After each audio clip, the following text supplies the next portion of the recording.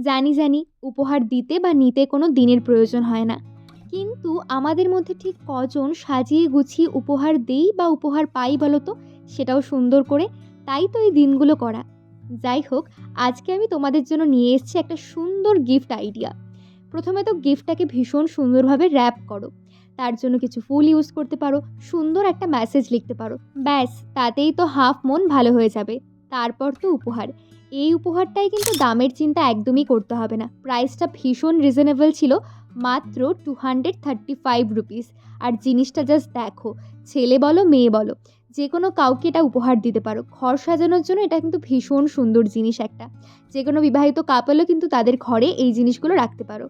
জিনিসটা কেমন লাগলে অবশ্যই জানিও। আর আমি আরও অনেকগুলো গিফট আইডিয়া নিয়ে আসবো। প্লিজ সাথে থেকো। তো চলো, প্রোডাক্টের লিঙ্ক চাইতে অবশ্যই কমেন্ট করে দিও। বাই।